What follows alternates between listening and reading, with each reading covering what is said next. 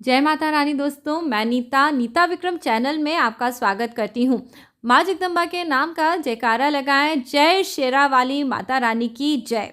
आप सबके ऊपर बहुत कृपा करें माँ जगदम्ब। यदि आप मंदिर नहीं जा रहे हैं, लॉकडाउन के कारण परेशान हैं, कोरोना के काफ़ी सारे मरीज़ आपके आसपास हैं, तो भी माँ शेरा वाली का नाम लेने से आपकी रक्षा होगी, आपके परिवार के लोगों की रक्षा होगी।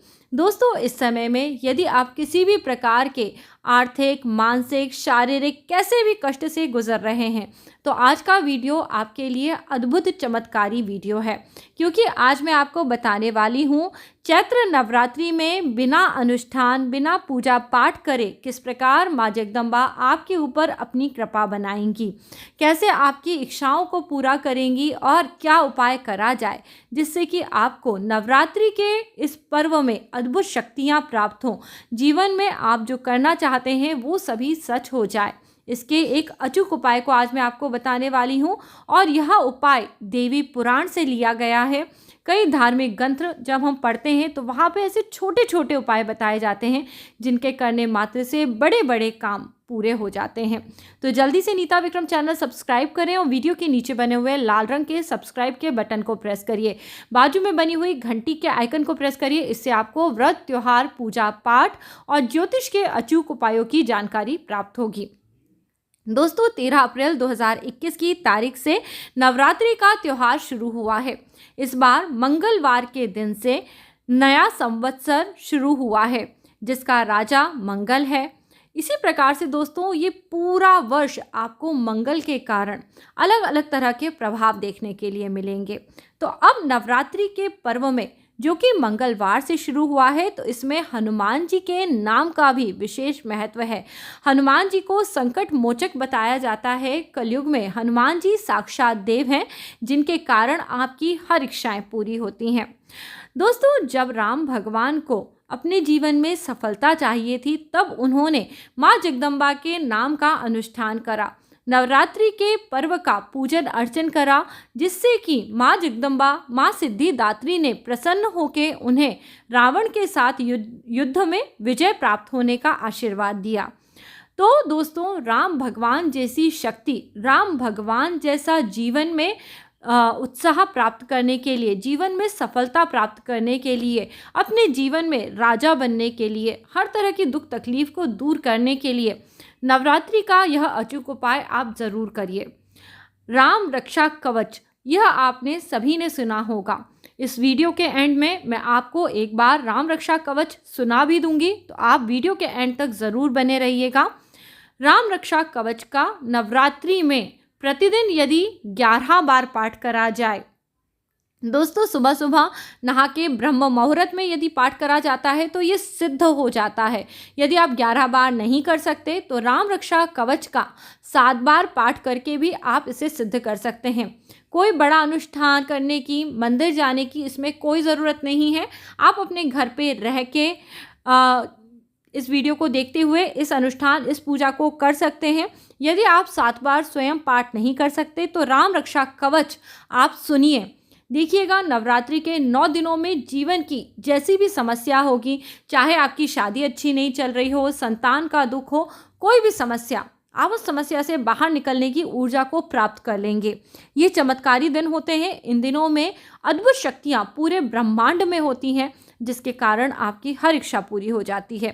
अब जो स्त्रियां इस समय पे मासिक धर्म में हैं, या जो लोग बिल्कुल भी उठ के पूजा पाठ नहीं कर सकते, यदि आप किसी हाल में भी राम रक्षा कवच नहीं पढ़ सकते हैं, तो मंगलवार से शुरू हुए इन नवरात्रि में आपको क्या करना है, आप बस निरंतर राम राम इस नाम का स्मरण करें। 1 घंटे, 2 घंटे, जितना आपसे बन पाए आप एकाग्रचित होके राम जी के नाम का स्मरण करें। ऐसा हो जाए कि आपको राम का ही नाम सुनाई दे, राम जी आप में और आप राम जी में लीन हो जाएं। इस प्रकार से अपने आप को एकाग्र करते हुए यदि कोई बड़ी परेशानी है और आप राम नाम को सिद्ध कर लेते हैं, तो स्वयं शिव शंभू भोलेनाथ आपकी इच्छाओं को पूरा करते हैं। जी हाँ दोस्तों, भोलेनाथ स्वयं कहते हैं, यदि आप एक बार राम जी का नाम लेते हैं तो ये विष्णु सहस्त्र नाम का पाठ करने के बराबर है, यानी विष्णु भगवान के 1000 नाम लेने के बराबर है। और नवरात्रि के 9 दिनों में यदि हम कोई विशेष अनुष्ठान करते हैं, जैसे यदि हम निरंतर राम जी का नाम लेते रहते हैं, तो हमारे जीवन के बड़े बड़े कष्ट दूर हो जाते हैं। दोस्तों, मंगलवार से ये नवरात्रि प्रारंभ हुई है, इसलिए इस नवरात्रि में आप अर्गला स्तोत्र भी सिद्ध कर सकते हैं। अर्गला स्तोत्र आपकी इच्छाओं को पूरी करने की चाबी है। अर्गला स्तोत्र सिद्ध करने के लिए आप प्रतिदिन 5 बार अर्गला स्तोत्र का पाठ कर सकते हैं। ये उपाय दोस्तों कार्मिक उपाय हैं। जी हाँ, जब तक आप ईश्वर के पास स्वयं चल के नहीं जाएंगे तो ईश्वर आपकी मदद नहीं कर सकते। यदि दोस्तों हमें इलाज चाहिए तो डॉक्टर के पास जैसे जाना पड़ता है, कोर्ट में केस होता है तो हमें न्यायाधीश के पास जाना पड़ता है, ऐसे ही जब जीवन के केस की सुनवाई होती है, यानी आपके सुख दुख का हिसाब रखा जाता है, तो माता रानी के चरणों में अर्जी लगाने जाना पड़ता है। इसलिए माँ जगदम्बा का निरंतर यदि आप जयकारा करते रहते हैं, अपने मन से बुरे भावों को दूर करते हैं। जी हाँ दोस्तों, इन 9 दिनों में भूल के भी कुछ कार्य मत करिएगा, वरना दूसरों के किए हुए पाप आपके ऊपर आने लगते हैं। जो लोग ऐसे लोगों की बुराई करते हैं जो बुरे काम करते हैं, दोस्तों बुरे काम करने वाले लोगों की कमी थोड़ी ना है, पर बुराई यदि आप करने लगते हैं तो उनके बुरे कामों के जो फल हैं वो उन्हें ना मिलके आपको मिलने लगते हैं। कोई अच्छा करे बुरा करे, हमें इस दीन दुनिया इस मोह माया में नहीं पड़ना है। इसलिए माँ जगदम्बा की शरण में लेना है अपने आप को और राम नाम कहते रहना है। तो दोस्तों, इस प्रकार से आपको किसी की बुराई नहीं करनी है। ये 9 दिन अत्यधिक ऊर्जा से भरे हुए हैं, इसलिए इन दिनों को हमें आराम करके सो के खेलने कूदने में व्यतीत नहीं करना है। हमें निरंतर माँ जगदम्बा के रूप का ध्यान करना है और राम नाम का स्मरण करते रहना है।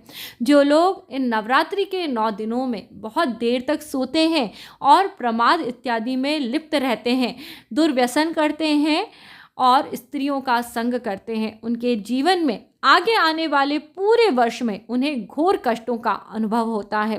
कई प्रकार के उनके जीवन में कष्ट आते हैं, जिसके कारण वह पूरे समय में परेशान होते रहते हैं। तो यदि आप इस समय पे जो ब्रह्मांड की नवीन ऊर्जा है, जो नवीन शक्ति है, उसको प्राप्त करना चाहते हैं तो राम राम इस प्रकार से स्मरण करिए। किसी स्त्री के बारे में ध्यान करने से अच्छा है माँ जगदम्बा का ध्यान करिए। माता का यह रूप आपके जीवन में कल्याणकारी है। दोस्तों, यदि आप बहुत ज़्यादा पूजा पाठ नहीं भी कर पाते तो प्रतिदिन माँ के लिए कुछ ना कुछ भोग स्वरूप चढ़ाएं और उन वस्तुओं का दान ज़रूर करें। जी हाँ, इन 9 दिनों में करे हुए दान से, करे हुए विशेष कार्यों से आपका जीवन बदलने लगेगा। दोस्तों, हमें हमारे जीवन का बदलाव देखने के लिए छोटी छोटी बातों पे ध्यान देना चाहिए। यदि आपको ऐसा लगता है आपकी भाषा अच्छी हो गई है तो लोग आपका मान सम्मान करने लगेंगे। हमें पता होता है दोस्तों, अंदर से भले ही दुनिया हमारे बारे में कुछ भी बोले, पर हम जो कर्म करते हैं उसका ज्ञान हमें होता है। यदि हम बुराई करते हैं, हम लोगों में व्यसनों को खोजते हैं, तो हमारे पास व्यसन आते हैं, बुराइयां आती हैं। पर यदि हम लोगों की अच्छाई करते हैं, उनकी तारीफ कहते हैं, दोस्तों अच्छाई उसी की करी जाती है जिसमें अच्छी आदतें हों। तो आप इसका यहाँ पे ये मतलब मत निकालिए कि बुरे लोगों में अच्छाई ढूंढना है। नहीं, आपको केवल अच्छे लोगों के बारे में सोचना है, जिससे आप वो चीज़ें अपने जीवन में आकर्षित करते हैं। बोलते हैं ना, इस ब्रह्मांड यूनिवर्स में इतनी एनर्जी है कि हम जो सोचते हैं वो सच होता जाता है। जब आप अच्छे लोगों के बारे में सोचेंगे, अच्छी बातों के बारे में सोचेंगे, तो सोचिए आपके जीवन में क्या आएगा। सुख आएगा, समृद्धि आएगी और आपके काम बनते चले जाएंगे। हर प्रकार के झगड़े झंझट से दूर रहिए। माँ जगदम्बा के नाम का जयकारा लगाइए। 9 दिनों में यदि पूजा पाठ जब तब ध्यान नहीं कर रहे हैं तो राम राम राम राम राम कहिए। दोस्तों, बहुत अद्भुत है राम जी का नाम। राम जी के नाम में नवदुर्गा की शक्ति है। राम जी के नाम में शिव जी का आशीर्वाद है।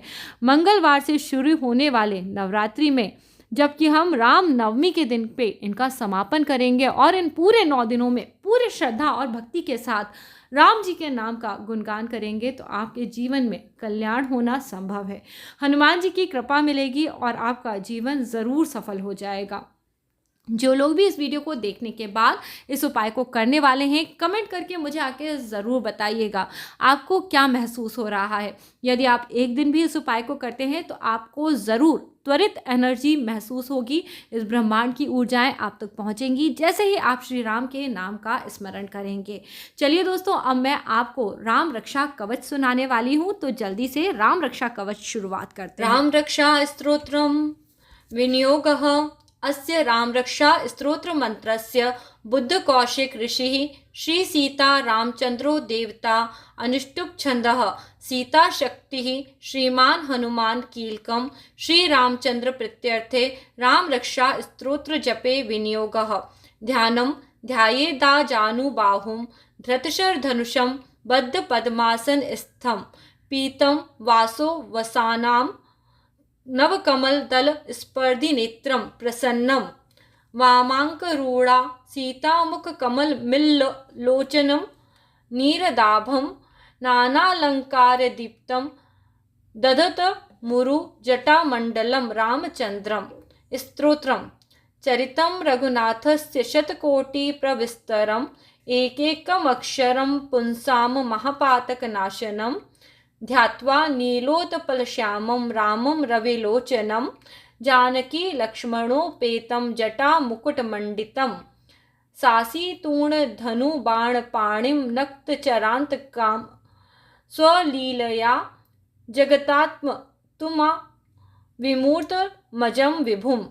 रामरक्षां पठेत प्राज्ञाः पापाग्निसर्वकामदां शिरो मे राघवः पातु भालं दक्षत आत्मजः।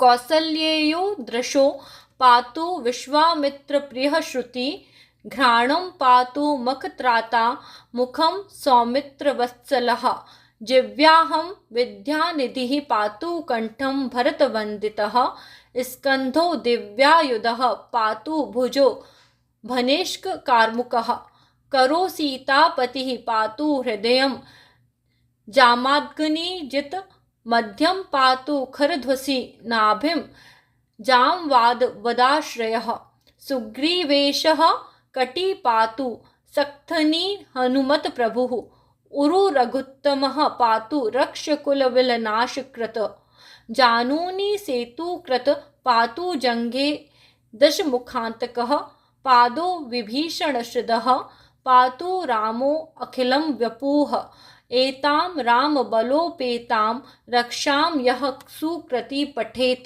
स चिरायु सुखी पुत्री विजयी विनयी भवेत। पाताल भूतल व्योमचारणीश्च चारिणः न दुष्टुमपि शक्तास्ते रक्षितं रामनामभिः। रामेति रामभद्रेति रामचन्द्रेति वा स्मरन् नरो न लिप्यते पापे भी भूमुक्ति मुक्तिं च विदन्ति। जगजेत्रैक मंत्रेण राम नामभिरक्षितं यः कंठे धार्ये तस्य करस्था सर्वसिद्धयः।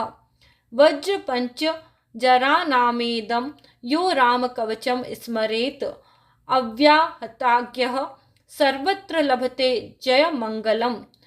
आदिष्ट्वा न यथा स्वप्ने राम रक्षामिमां हरः तथा लिखितवान् प्रातः प्रबुद्धो बुद्धकौशिकः। आरामः कल्पवृक्षाणां विरामः सकलापदाम् अभिरामस्त्रलोकानां रामः श्रीमान् स नः प्रभुः। तरुणो रूपसम्पन्नो सुकुमारो महाबलो पुण्ड्रीक विशालाक्षो चिरकृष्णाजिनाम्बरो फलमूलाशीनो दान्तो तापसो ब्रह्मचारिणो पुत्रो दशरथ इत्येतो भ्रातरो राम लक्ष्मणो।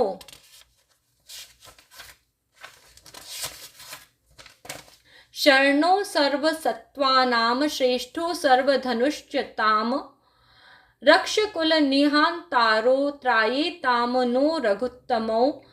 आतसज्जधनुषा विषु स्पृशा वक्ष्याशु ग्रनिशसङ्गनो रक्षणाय मम राम लक्ष्मणा वग्रतः प्रति सदैव गक्षताम सनद्ध कवची खंडी चाप बाणधरो युवा गक्षन् मनोरथान नश्च रामः पातु स लक्ष्मणः रामो दशरथीः शूरो लक्ष्मणानुचरो बली काकुत्स्थः पुरुषः पूर्णः कौसल्येयो रघुत्तमः वेदान्तवेदो यज्ञेशः पुराणपुरुषोत्तमः जानकी वल्लभः श्रीमान् प्रमेया पराक्रमः इत्येतानि जपन् नित्यं मद्भक्तः श्रद्धाविन्तः अश्वमेधादिकं पुण्यं सम्प्राप्नोति न संशयः रामं दुर्वादल श्यामं पादालक्ष्मं पीतवाससं स्तुवन्ति नामभिदिव्येन ते संसारिणो नरा रामं लक्ष्मणपूर्वजं रघुवरं सीतां पतिं सुन्दरं काकुत्स्थं करुणार्वं गुणनिधि विप्रप्रियं धर्मिकं राजेन्द्रं सत्यसन्धं दशरथतनयं श्यामलं शान्तमूर्तिं वन्दे लोकाभिरामं रघुकुलतिलकं राघवं रावणार्यं रामाय रामभद्राय रामचन्द्राय वेधसे रघुनाथाय नाथाय सीताय पतये नमः। श्रीराम राम रघुनंदन राम राम, श्रीराम राम भरताग्रज राम राम, श्रीराम राम रणकर्कश राम राम, श्रीराम राम शरणं भव राम राम। श्रीरामचंद्र चरणों मनसा स्मरामि, श्रीरामचंद्र चरणों वचसा गृह्णामि, श्रीरामचंद्र चरणों शिरसा नमामि, श्रीरामचंद्र चरणों शरणं प्रपद्ये। माता रामो मत पिता रामचंद्रः, स्वामी रामो मत सखः रामचंद्रः, सर्वस्वं मे रामचंद्रो दयालु नान्यान् जाने नेव जाने न जाने। दक्षिणे लक्ष्मणो यस्य वामे च जनकात्मजा, पुरतो मारुति यस्य तं वन्दे रघुनन्दनं। लोकाभिरामं रणधीरं राजीवनेत्रं रघुवंशनाथं, करुणाया रूपं करुणाकरणं तं श्रीरामचंद्र शरणं प्रपद्ये। मनोजवं मारुतुल्य वेगं जितेन्द्रियं बुद्धमतां वरिष्ठं, वातात्मजं वानरयुद्धमुख्यं श्रीरामदूतं शरणं प्रपद्ये।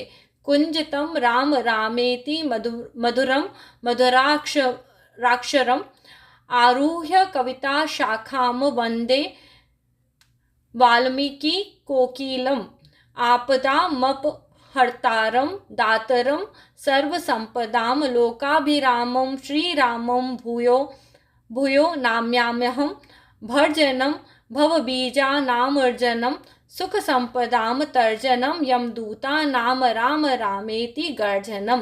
रामो राजामणि सदा विजयते, रामं रमेशं भजे। रामेणाभिहता निशाचरचमु, रामाय तस्मै नमः। रामान् नास्ति परायणं परतरं, रामस्य दासो अस्यहं।